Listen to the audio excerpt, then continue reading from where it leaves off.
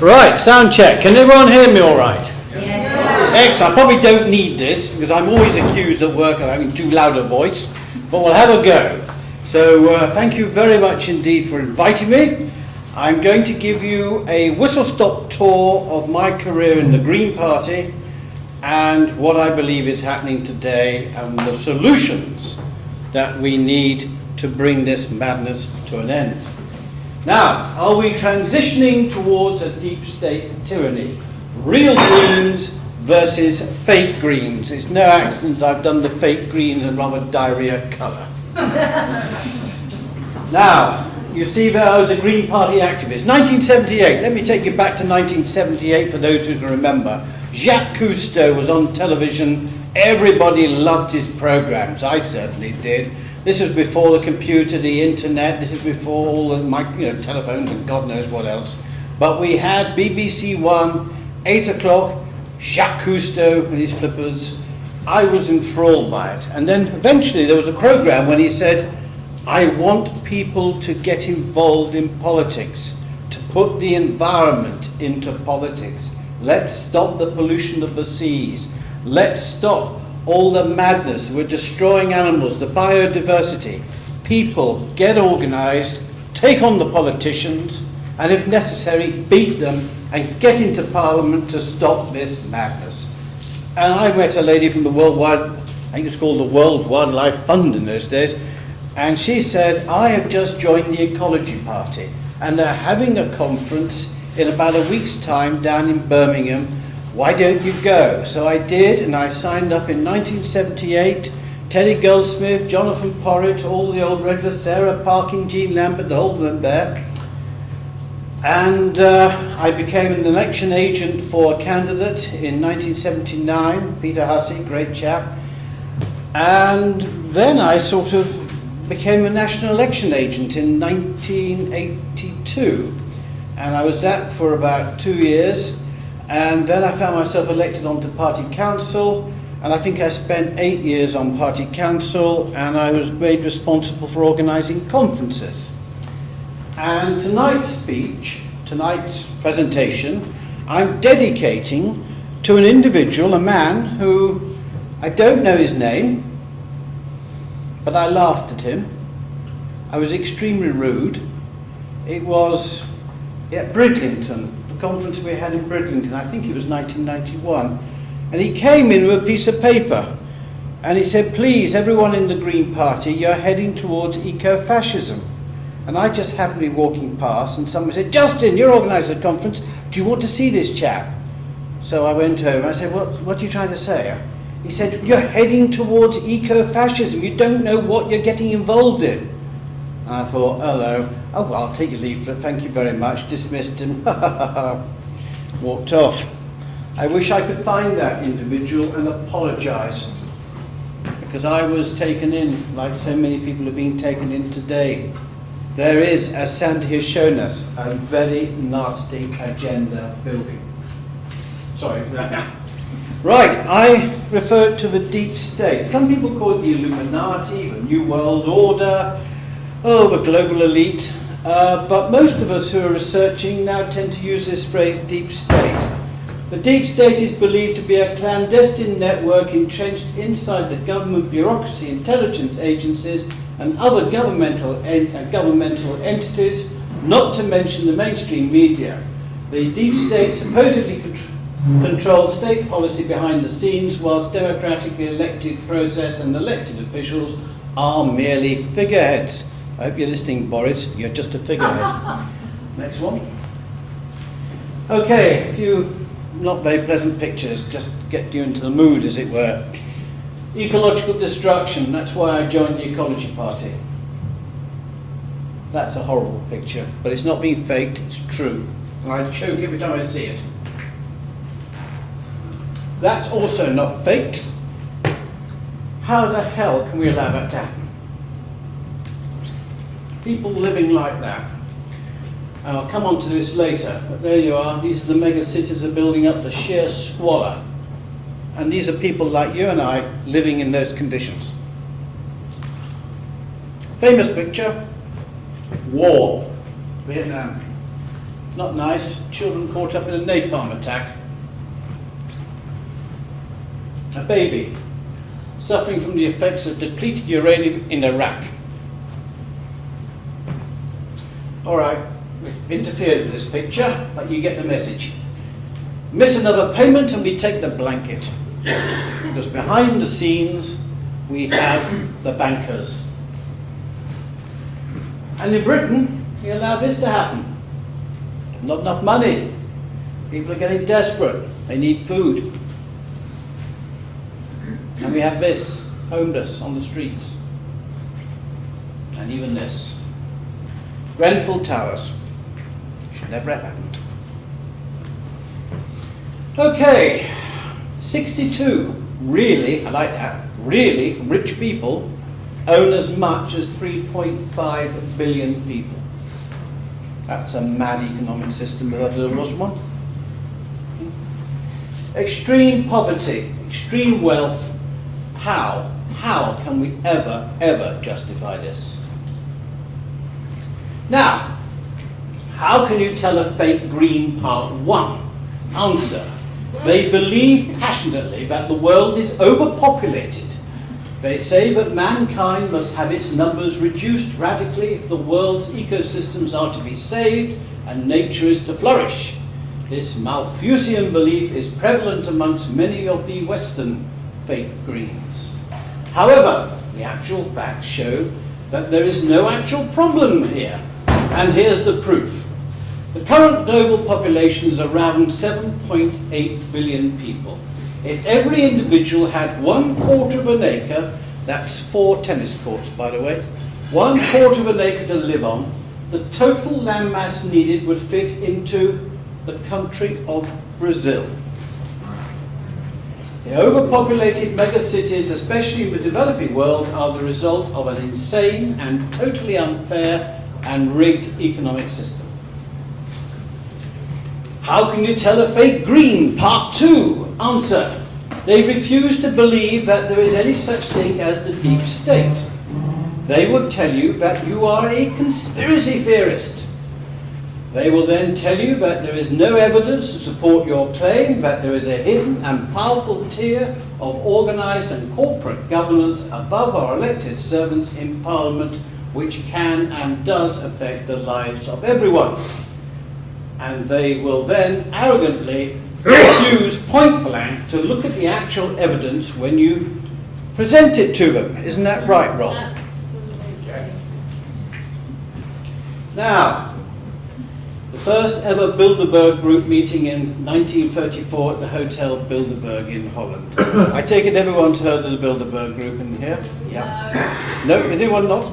No. Right, Bilderberg is, well, I'll come on to it in a moment. It's a powerful annual meeting of extremely influential people, bankers, media tycoons, politicians, members of some of the royal families, you know, the whole gamut of the top end, bankers mainly, and they decide things on our behalf, in secret, okay?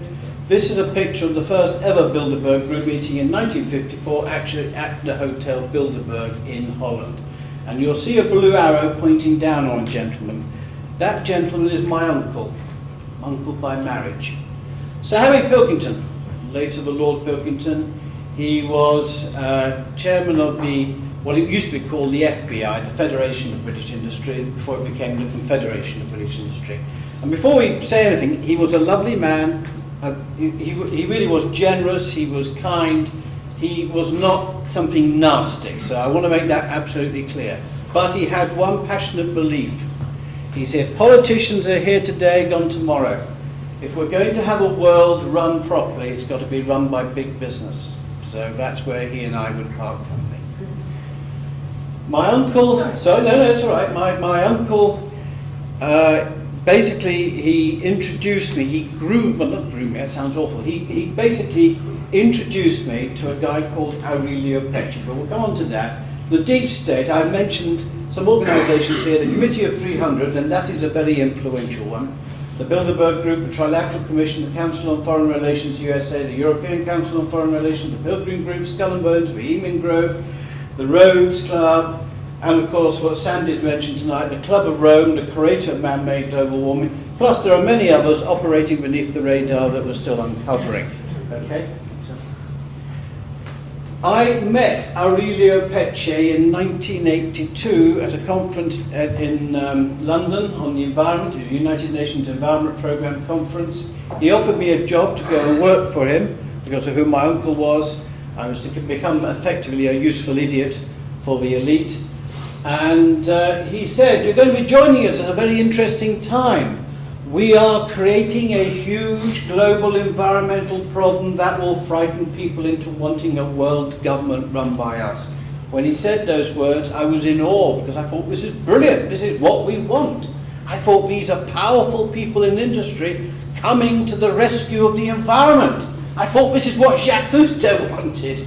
So I was bowled over by this. But then David Icke and others woke me up to the other side, and then I realized what I was being told. So that is the quote. I remember it extremely well, and to me, I can only say it's my own personal belief that man-made global warming is a complete scam.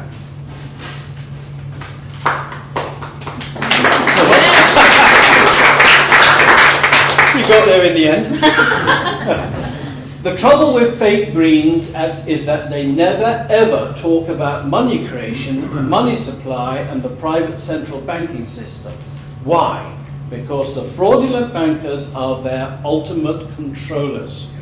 And I'm going to say this, I've named them. Positive Money and the New Economics Foundation are definitely fake green organisations. I outed them with evidence, and they refused to answer any of my emails. I've given them ample opportunity. The New Economics Foundation has an income of £3.5 million a year, 40 full-time staff. What the hell are they doing? God, if I only had a fraction of that, I'd make sure every bloody individual in this country would know about what I'm about to tell you. What are they doing? And they know damn well what they're doing. They're batting cleverly for the other side. Now, we all know our Star Wars. What's that? The Death Star. Wrong. It is, next one please, the Death Star. There is on this planet an organisation that hardly anyone has ever heard of. I'm hoping some of you guys have heard of it, because you've heard me blabbering like this before. But nonetheless, it is an organisation that hides behind the others, like the Death Star. It hides behind the World Bank, the OECD, the IMF. It is an organisation, next one please. There it is, that's its headquarters in Basel in Switzerland, a very ugly place indeed. Next one please. It is called the Bank for International Settlements. Next one please. Now, I'm showing you this one mainly because it's usually by then I'm going to be called anti-Semitic. I last year went to the Labour Party conference with Eddie, and we went to a Fabian group meeting on defence, and we were curious to see what they were going to be saying, because I'll come on to that later on. But Paul Mason was speaking. Now, do you remember Paul Mason? He was the BBC economics editor or something like that. And Paul Mason, I went up to him and I said, "Can I just have a quick word? We're the new Chartists, we're trying to start something new, blah, blah, blah. Look, what do you know about the Bank for International Settlements?" And he looked at me, he said, "Why?" I said, "Well, what do you know?" He said, "Well, I was with the manager last week, one of the managers." I said, "Well, they're controlling unlawfully the world's..." "Look, you're one of these anti-Semitic people. You're going to say you're anti-Rothschild, yeah?" And he immediately hyperventilated and accusing me of being anti-Semitic. I hadn't even mentioned a thing. But this bank, this building here, is the Vatican Bank. Notice how similar it is to the Bank for International Settlements, because the Vatican Bank has a very large part to play in what's coming. And that is Roman Catholic, nothing to do with Jewish bankers, in quotes. So I'm just getting that one off my chest now. It's amazing how quickly the other side will suddenly attack you when there's absolutely no justification at all. And in any way, just to refer to that, I always say to people who attack me, I say, just feed into any search engine, Jews against Zionism or Jews against Israel. The picture you're being shown is not the right picture. Okay. Next one, please. Right, the Bank for International Settlements. It is privately controlled and has given itself diplomatic immunity. Wouldn't that be nice to go around giving yourself diplomatic immunity? Next time we try and give you a parking ticket, won't you? I can get a parking ticket anyway, but using common law. But the point is, it would be rather nice to have diplomatic immunity. Well, they've given themselves private diplomatic immunity. It controls 60 of the world's central banks, including the Bank of England, the Federal Reserve, and the European Central Bank. It oversees over 95% of the world's money supply. It uses extreme secrecy to operate. The minutes taken at its top-level meetings are never made public. And barely 1% of the world's population knows anything about this international organisation that hides behind the IMF, the OECD, and the World Bank. It's incredible. And most of our politicians, until I told them about it, knew nothing about it, so they say. Okay, next one. The founders of the BIS, Helmut Schmidt, Hitler's finance minister, and Montague Norman, governor of the Bank of England from 1920 until 1944. They created the Bank for International Settlements in 1930. Next one. Now, this is a historian. Now, I'm just going to say, at the moment, my feeling about universities is that they're pumping out an awful lot of rubbish. I usually offend somebody if I say this now, but I'm going to anyway. If there's anyone here with an economics degree, I think the waste paper bin's over there. Because, quite honestly, you are literally being fed rubbish. It's like a computer, put rubbish in, you get rubbish out. You feed students with rubbish, and they're going to go out into the big wide world and basically get things completely wrong. This gentleman, Professor Carroll Quigley, who's no longer with us, unfortunately, wrote this excellent book called A History of the World in Our Time. Professor Carroll Quigley actually got to know the elite very well. He actually manoeuvred and was accepted by them. And if there's one thing that I know about the elite, is that they do get very arrogant and they love to show off. And they'll actually tell you what they're doing. It's quite incredible. So anyway, he wrote a book called A History of Our World in Our Time, and I've got 2 quotes here. Next one, please. Thank you very much. Right, it's a bit of a wodge of writing, I'm sorry, but it's very important you take this in. The powers of financial capitalism have another far-reaching aim, nothing less than to create a world system of financial control in private hands, able to dominate the political system of each country and the economy of the world as a whole. This system was to be controlled in a feudalist fashion by the central banks of the world acting in concert, by secret agreements, arrived at in frequent private meetings and conferences. The apex of the system was the Bank for International Settlements in Basel, Switzerland, a private bank owned and controlled by the world central banks, which were themselves private corporations.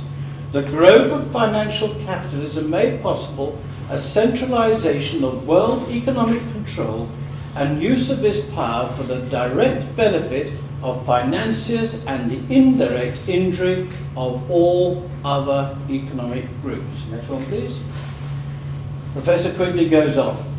It must not be felt that these heads of the world's chief central banks were themselves substantive powers in world finance. They were not. Rather, they were the technicians and agents of the dominant investment bankers of their own countries, who had raised them up and were perfectly capable of throwing them down. The substantive financial powers of the world were in the hands of these investment bankers, also called international or merchant bankers, who renamed largely behind the scenes in their own unincorporated banks. These formed a system of international cooperation and national dominance which was more private, more powerful, and more secret than that of their agents in the central banks. Thank you. Next one. In other words, we are talking about the leading dynastic banking families, including the House of Rothschild, Warburgs, Rockefellers, Goldman Sachs, Oppenheimer, Medici, Morgan Stanley, and the Stiffs. Next one, please. So, now this is it. This is the question that the fake Greens never ever ask. So I hope transition towns are watching this carefully. Why does Why does the human race, that's us, allow a tiny handful of private individuals who have created for themselves a central banking system that fraudulently creates money completely out of thin air as debt, just decide just how much money, or more accurately, just how little money the world has to spend? It's nothing to do with the Totnes pound, this. This is the real stuff. It's time to grow up. This is the big one. Okay, next one, please. Now, the Bank of England admits fraud. It actually admitted it in their 2014 quarterly spring report. In the modern economy, most money takes the form of bank deposits.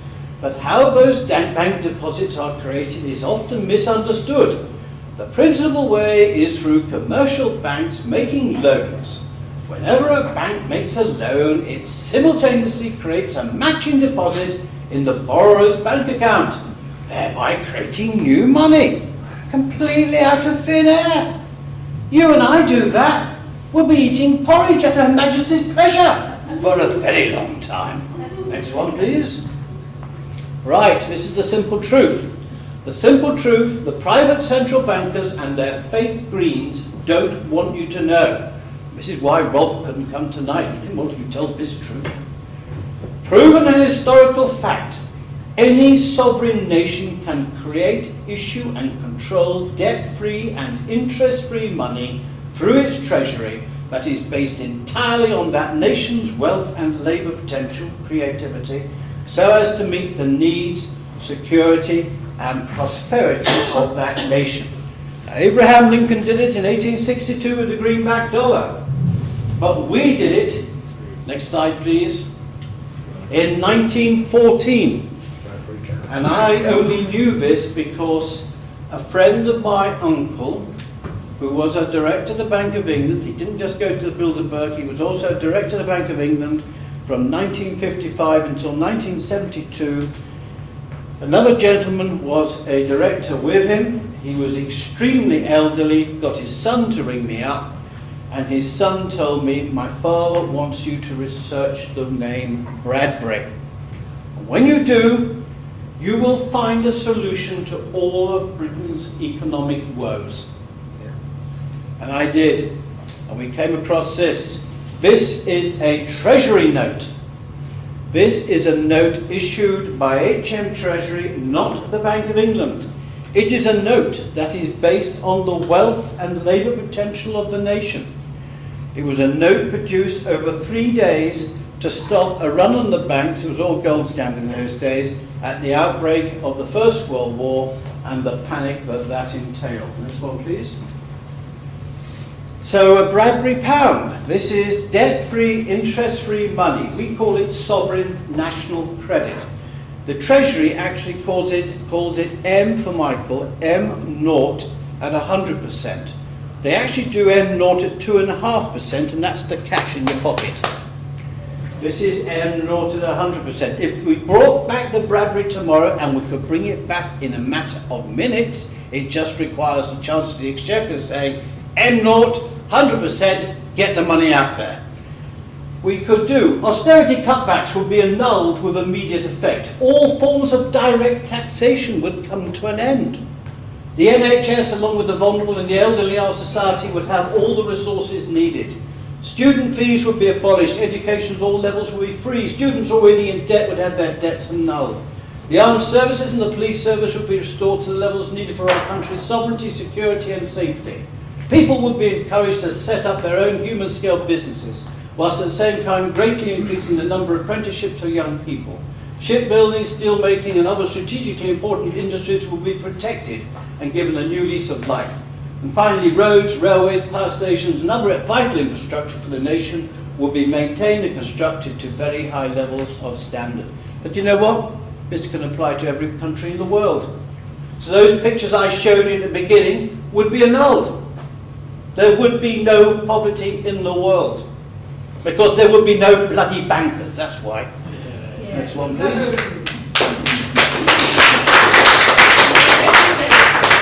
Now, Fake Greens have completely and unlawfully turned their backs on our ancient and thoroughly proven common law trial by jury constitution.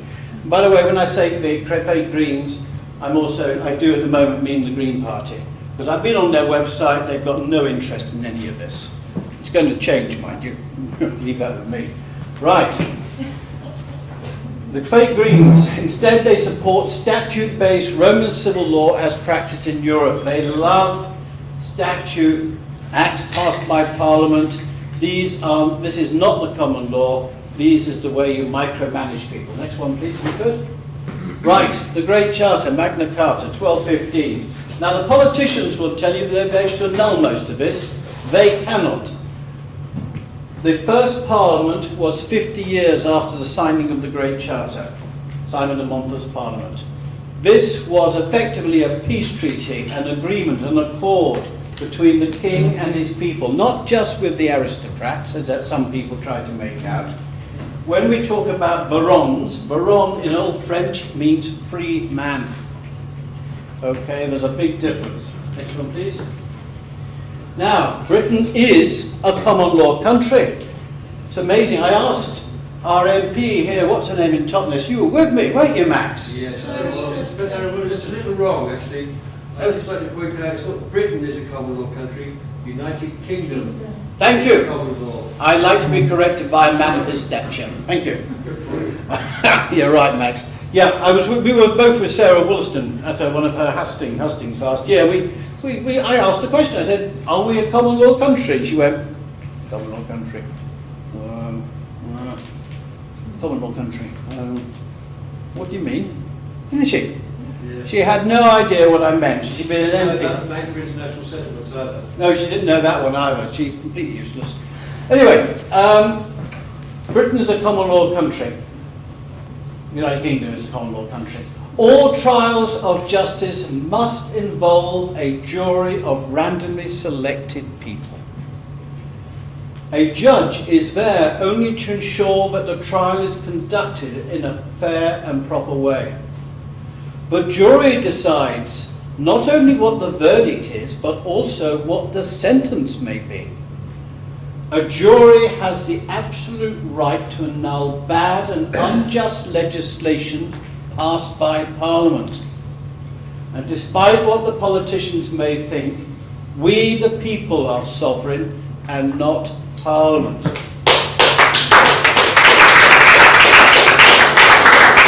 We really have got to get rid of this idea in our heads that the politicians are there on our behalf. They're not, they're there for the City of London, they're there for the bankers.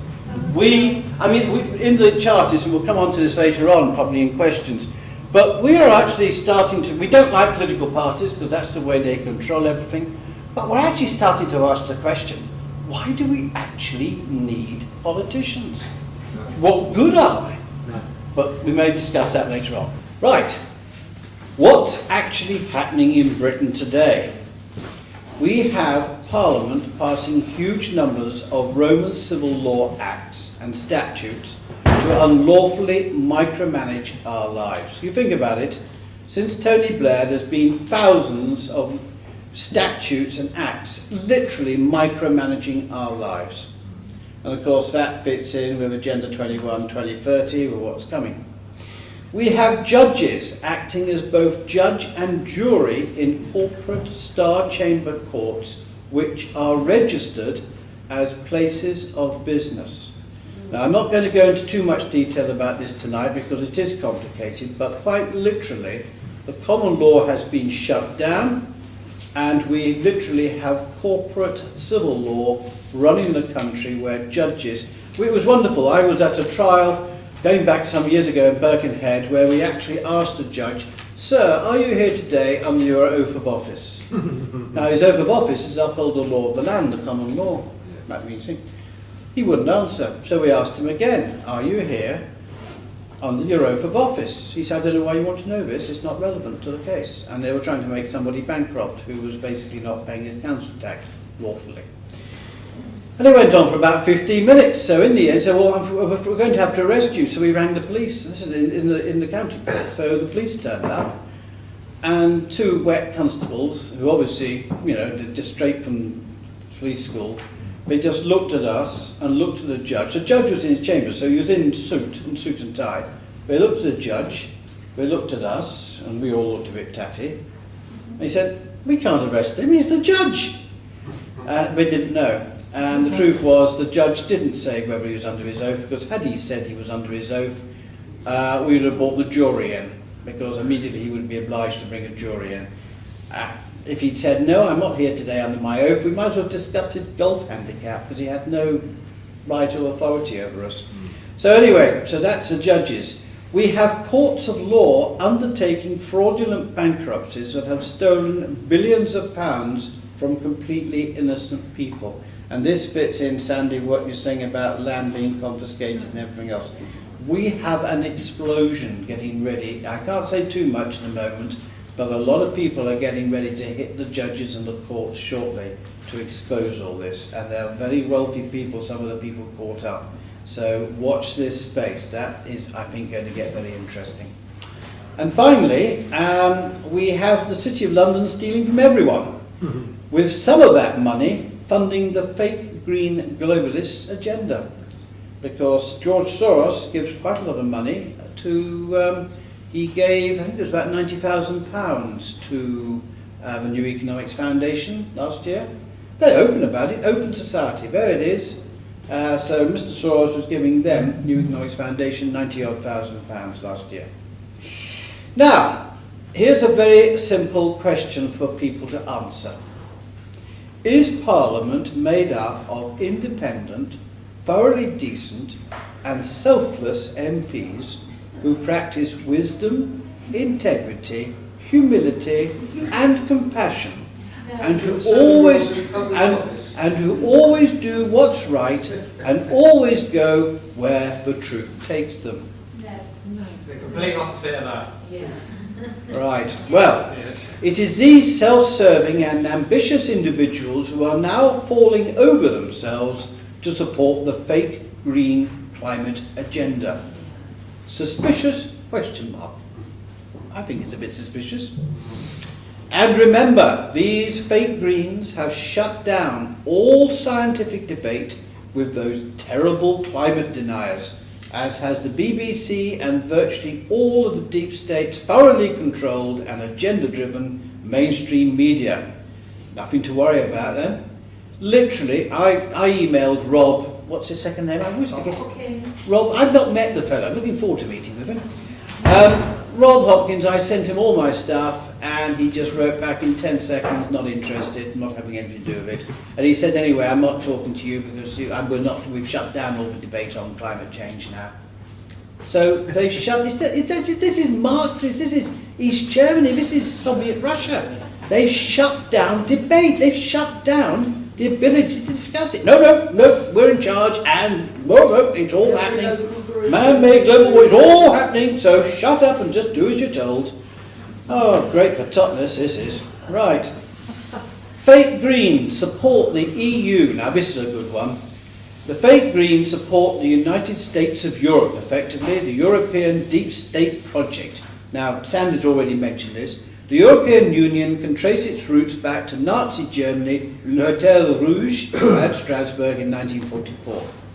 The Deep State Bank for International Settlements central banking system supported the creation of the European Union, setting up the European Central Bank. Remember, when you hear the European Central Bank mention the EU, it's a private bank.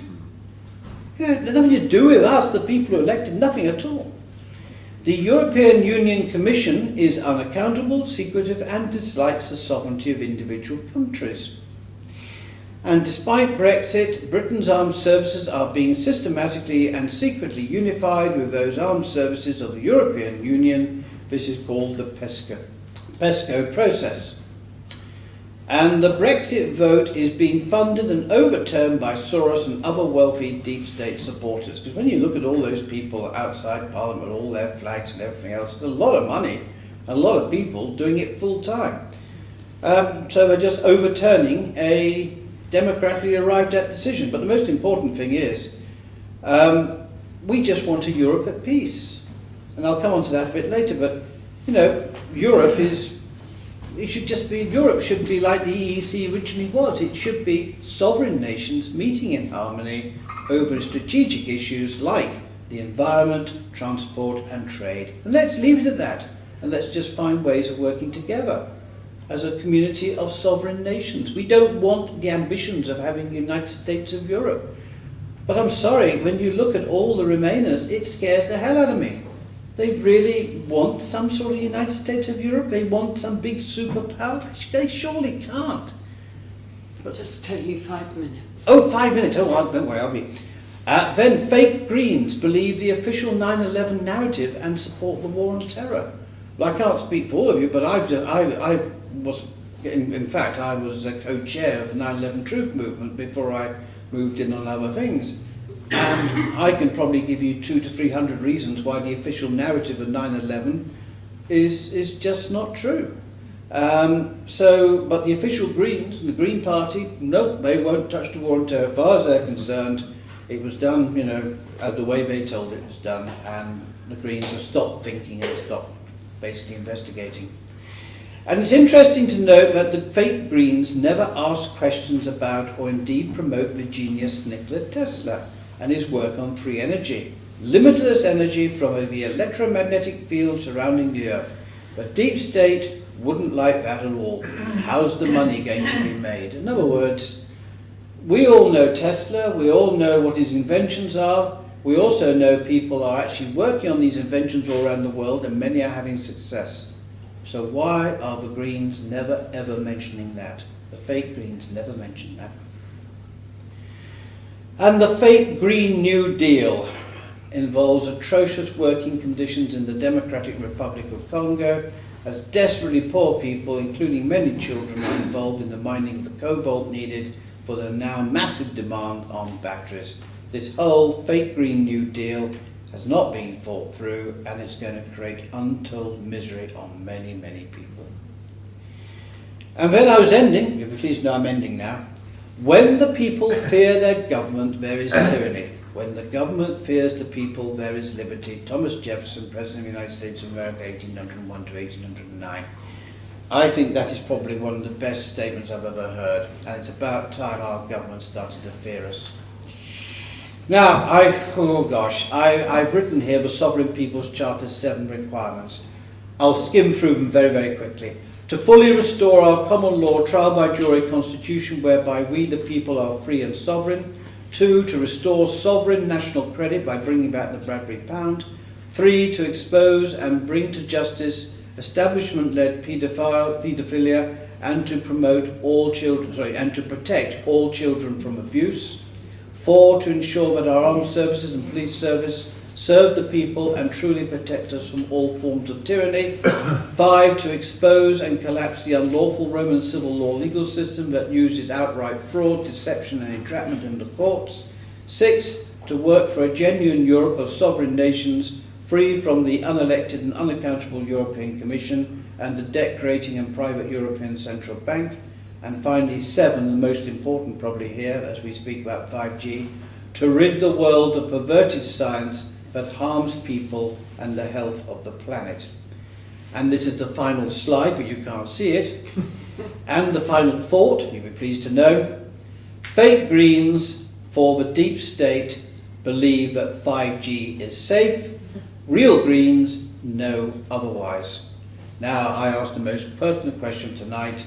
Will Totnes now become a real green Chartist town free from 5G?